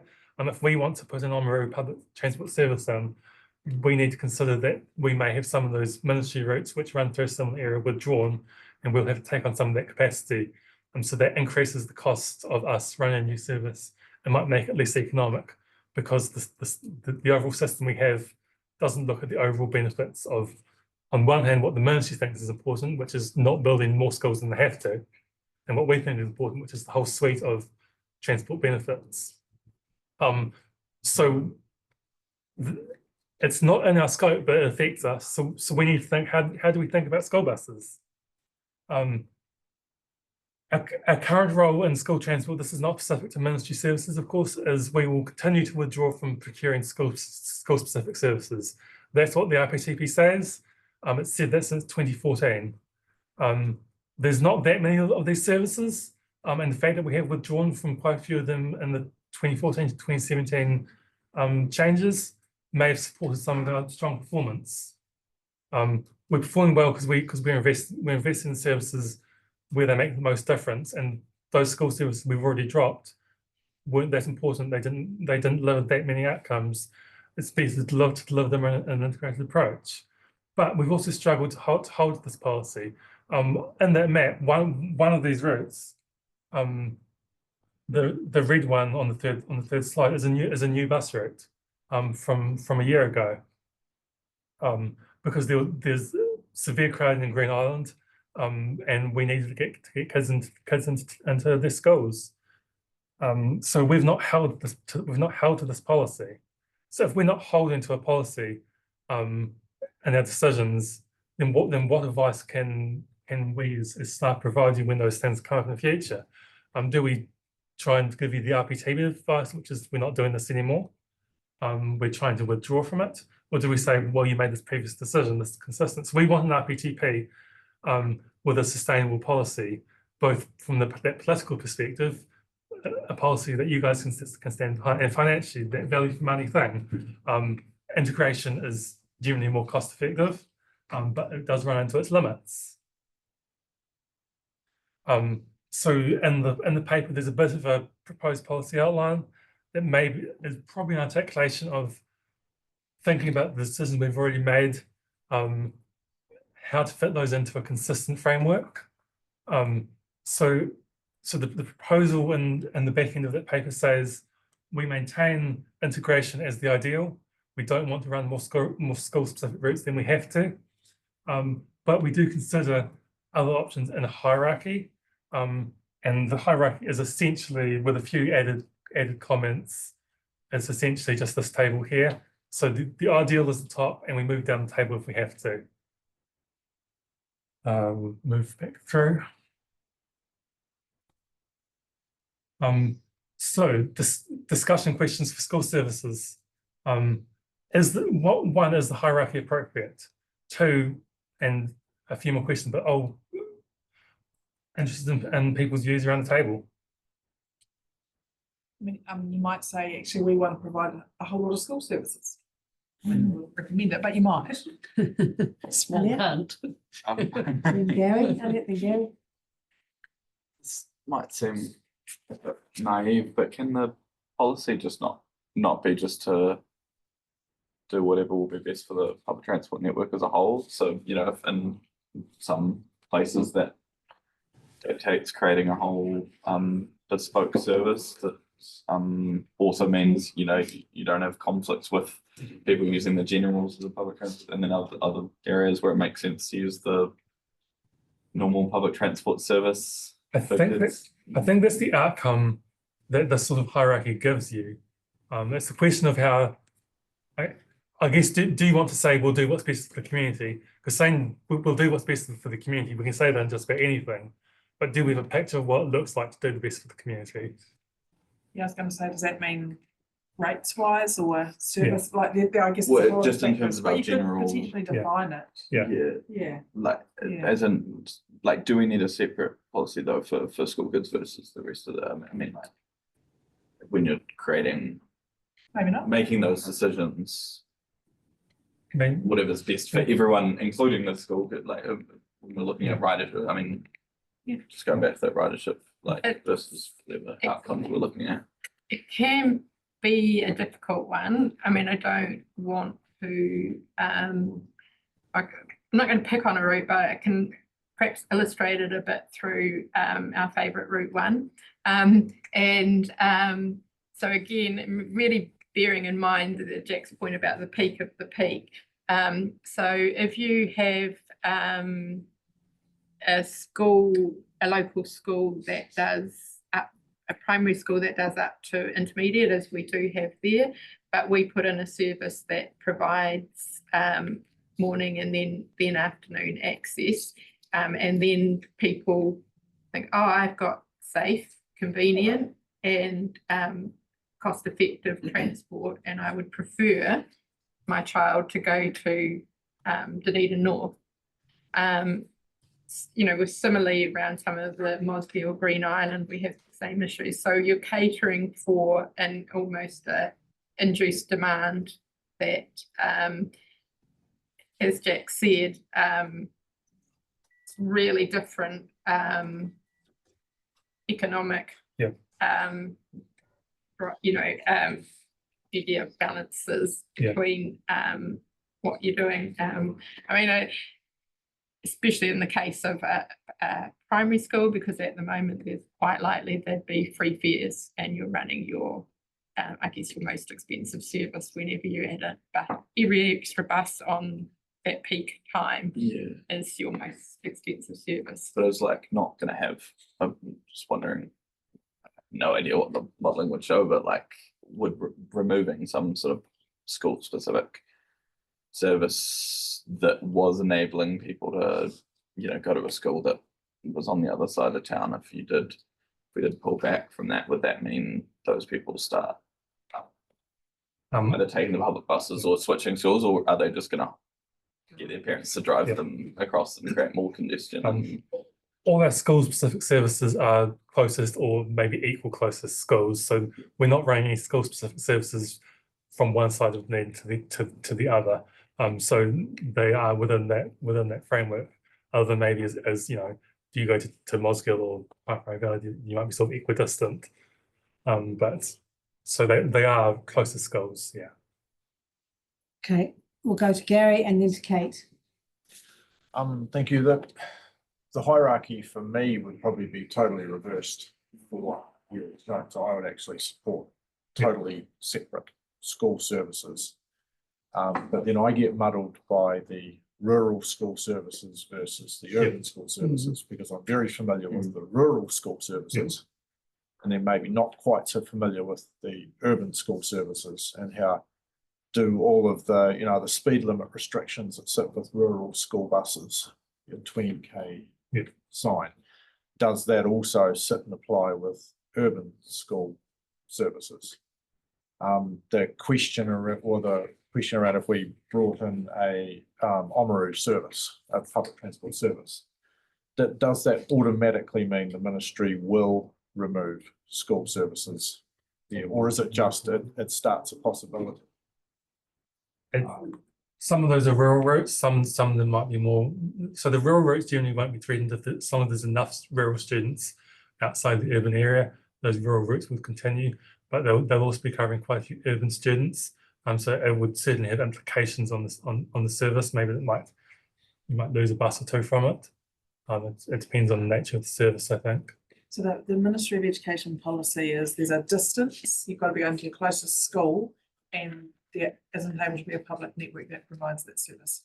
So as soon as you start tripping over those, then and what we're noticing at the moment is they're really focusing in on the services they are providing and whether there are eligible students on them. And so the Sandy Run issue that was just surfacing now, they thought there were 35 eligible students, there were 2. So they're withdrawing that service. So they do watch them pretty closely. So I think, I don't know. I genuinely don't know. I think if we had a trial in Oamaru, they wouldn't withdraw, but if it was becoming permanent, they would. Well, that was a threat in Waikato where they put on a trial service and had the ministry threatening to withdraw a school service, and it was a trial that had no permanence attached to it. I don't think they did withdraw the service, but there was a threat. So there's a lot of uncertainty in the space as to how the response would come in. That's. If you would put safety and behaviour issues at the top, can you explain that a little bit better to me? There was a hierarchy at the top, not The hierarchy Yeah. where, School service. it was that sort of hierarchy. Oh, okay. separate school network. Yeah.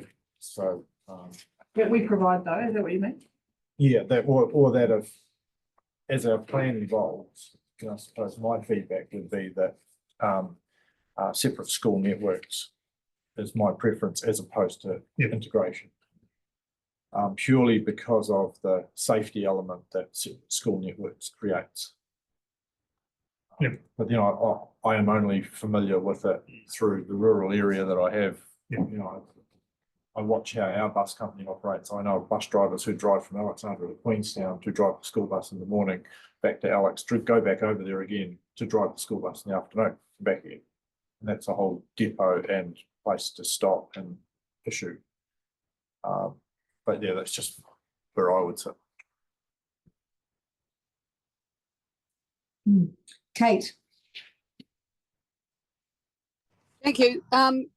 Just taking a slightly different approach, sorry, Gary, but I think they're both similar. I see, today we're going out, or yesterday we started going out on climate change. I see integrated transport being the biggest answer we can have to climate change. It's the lowest hanging fruit, and I think that we have to stop worrying about who pays for it, whether the taxpayer pays through Ministry of Education or we pay for half of it through a rate and the rest from the National Land Transport Fund. I think we need to have much better discussions with the Ministry of Transport how that works out. But if I look at Middlemarch, for example, and there's a whole lot of ones that may be a Turahoe, or it may be a whole lot of other ones, where the school buses cannot take a member of the public. Now, you may get children misbehaving because there's only one adult in the bus, and that becomes really problematic. But if you can have adults, even if it is only for the 40 weeks of the school year, on those buses, it gives a lot of people who cannot drive or are limited driving for a whole lot of reasons an opportunity to get into townships. And I think there's a much bigger conversation to be had about how that works for rural communities. So I don't think there's any problems putting adults as long as they're safe, and there's always problems with, I think there's probably more unsafe children than there are unsafe adults at times for bus drivers. We should be wondering about how we can best serve the areas rather than picking on how it gets paid and have that discussion differently. Yep. And the paper, well, in the paper at the end, one of the things that's written down is, you know, we don't have much control over that broken funding environment for these rural ministry services.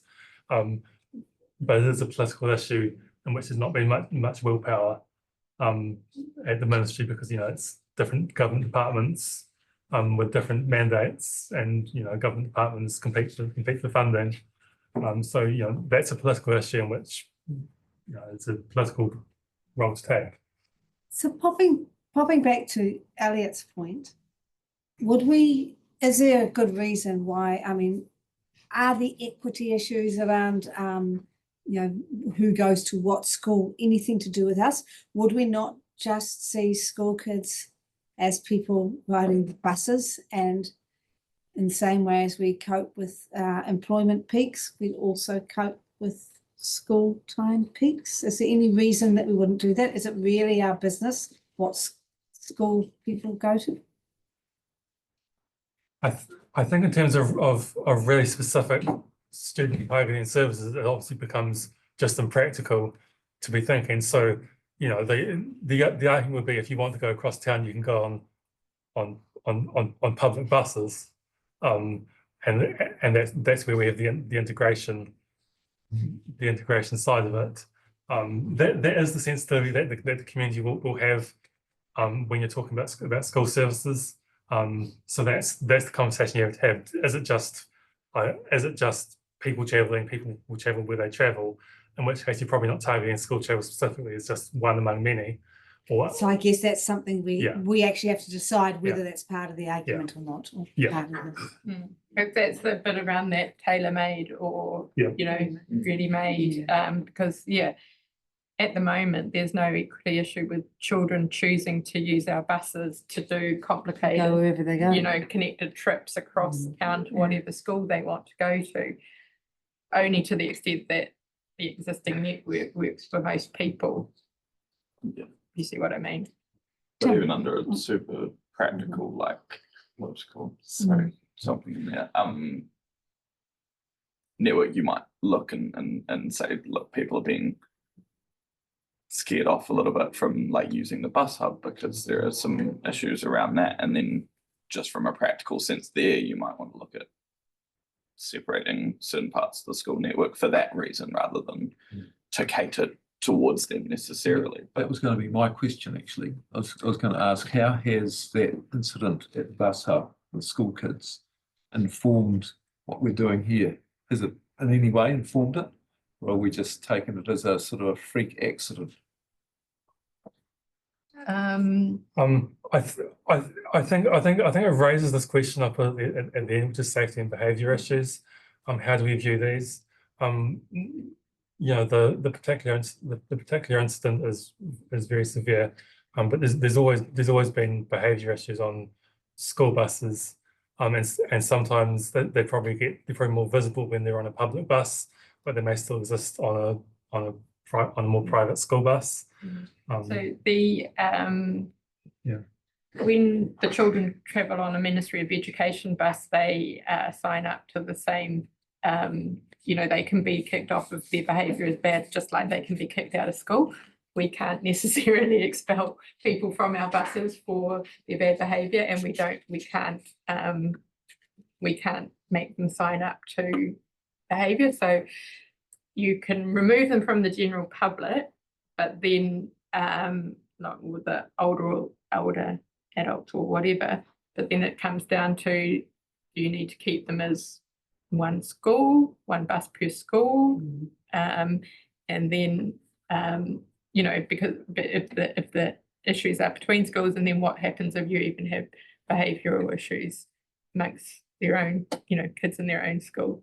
So I guess what I was asking is, are we actually taking those things into consideration? So I was just going to say, is that's kind of your role in this, is to think about how you want to deal with safety and behaviour issues. on the bus hub, the Central City working group as well, which Amanda is leading for our council.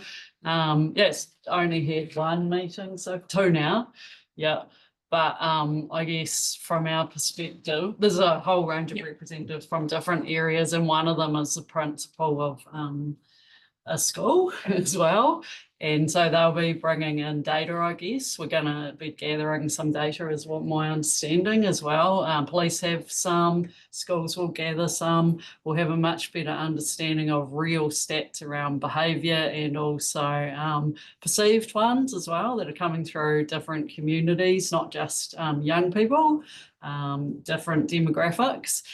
And from there, then you could have a think about in that more political setting or the setting of the bus hub work streams to address those issues. But you'd need to know what the issues were, I think, first before we leap off into it. Because exactly as Lorraine says, is it that we need, you know, that people think that we need to have separation of schools, or do we need separation of kids from the rest, or do we not? Or yeah, we don't know at this point would be my thoughts. But yeah, I don't know. There might be others. Andrew, what's your thoughts on that?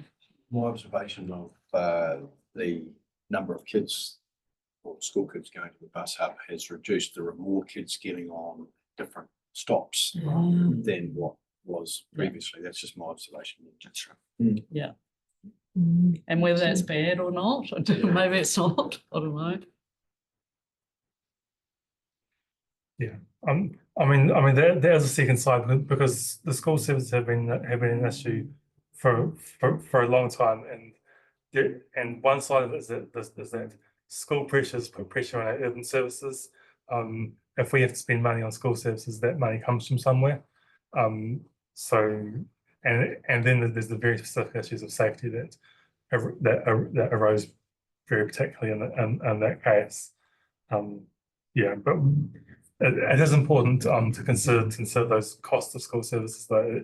It is very steep in places like Tauranga that have had to add in a lot of school services. It's really dragged down their overall public transport performance. So it is a threat. And sorry again, but I guess there's other things if it's a behavioural problem versus a needs problem, you know, I need to get to school and I can't at the moment, it's really hard, versus when, you know, it's not a brilliant experience when I'm using that. Yeah, that they're different things, and therefore they've got different potentially solutions as well which is part of the group as well around, are there other things we could be doing other than providing specific services. There's some great ideas which I don't need to go into right now, but just a whole of community approach to that. And that's kind of what I was thinking, is like, so it's not that we're thinking of that driving it, it's just that these are the network design principles, and when you're looking at school services, how much can you or would you design school services to address safety and behavioural issues that may or may not be able to be in a sort of a transport network designed out. Okay, I think we've kind of got a lot out of that. Thank you for going through that. Have you got anything that you want us to leave with? Is there anything that you'd like from us before we wrap up? Objectives. I think just, you know, if you have thoughts in this space, even though this might not have been the opportunity, don't feel free not to share them with us, because we'll need to factor those in so that when we've got, you know, workshops where we're actually working through stuff, we've made sure we've addressed the things that you want us to address. So, and the only other thing is,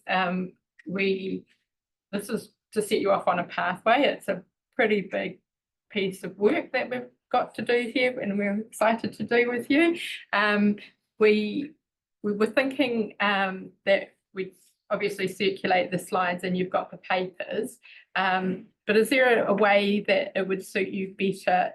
Because we see them as building up, so you've got reference materials to keep referring back to when you come for our next workshop. And it's just whether you've got any thoughts of, if you'd like that, how would work best for you, because we could organise to get like folders I think we and can hard create a copy, or folder if you want to do it We can electronically. create a folder in Diligent that's just for Yep. this project. Yep. And that'll just allow everything to be stacked on top of. Yep. So the only things that'll sit outside, that'll be the council papers, but we could always put copies of them in as well. Yep.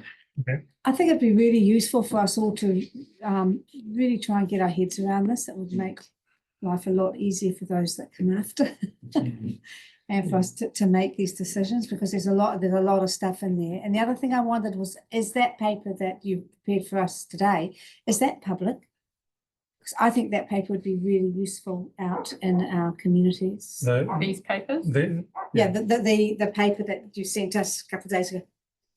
Yeah, this is Yeah. public. This is public. Yeah. And this is public, of course, it is, It's a okay. public workshop. So that paper's fine if yeah, we they- shared that, because I think that it explained, it was a really useful paper for me, and I'm Yep. sure it is for other people.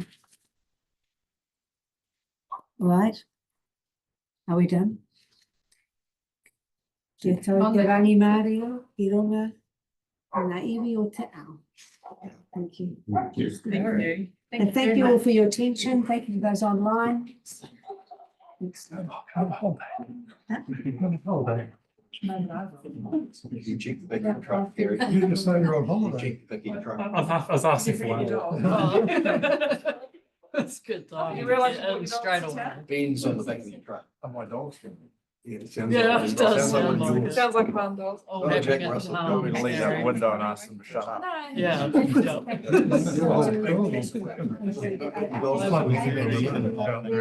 sure your dogs will be better. Oh, no. So just bring to them to government. And it's not, it's really. no.